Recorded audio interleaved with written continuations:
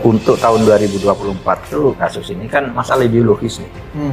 Polarisasi yang tajam nih, masalah ideologis ini perlu orang kuat yang bisa menyatukan, bisa diterima oleh dua-duanya, punya wawasan untuk dua-duanya yang bisa menyatukan. Sebenarnya tidak terlampau menggiurkan untuk direbut sebagai insentif politik elektoral, tapi karena dia pebisnis, karena dia pemodal, dia bisa menghadirkan begitu banyak logistik yang tentu bisa menjadi stimulus menggerakkan mesin partai yang terstruktur di berbagai tempat. Itu bisa menstimulus pergerakan-pergerakan politik yang secara masif. Tapi begini prinsipnya, kalau melihat rata-rata secara umum, pengusaha itu kan mazhabnya untung dan rugi. Dan mereka punya angka-angka kalkulasi statistik yang bisa diukur. The end of the day-nya, pengusaha ini main di awal, dia merata baginya.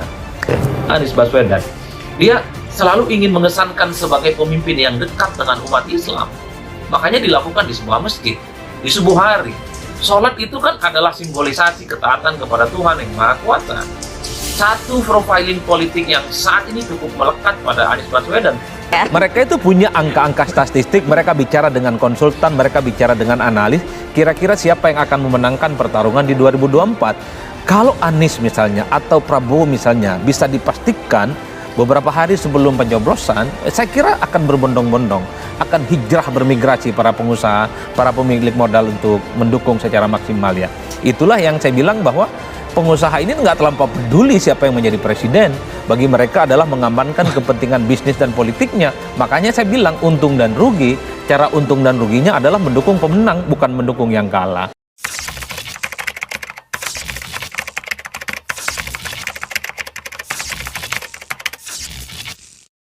Memang kita ini tetap independen, ya, tetap independen dalam gerakan politiknya karena kita fokus pada dakwah ekonomi. Jadi itu intinya. Tapi kaum syarikat Islam sangat mengerti dan sangat memahami, mereka sangat cerdas untuk siapa pemimpinnya yang layak bisa dipercaya. Nah ya kita lihat aja dari kinerja yang dia lakukan, kebijakan yang dia buat di DKI, tidak ada satupun kebijakan yang diskriminatif, tidak ada satupun yang kebijakan yang berpihak pada hanya satu identitas yang ada di Lintas agama berjalan juga. Lintas agama berjalan juga.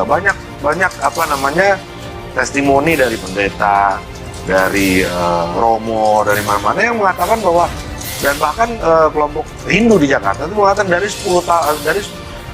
dari sebanyak gubernur yang ada sekarang yang baru memberikan perhatian khusus pada mereka itu baru Mas Anies Baswedan.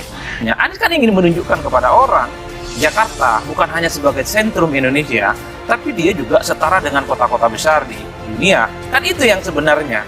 Kalaupun toh itu dianggap sebagai sebuah insentif positif menuju 2024, orang pun juga nggak salah ya.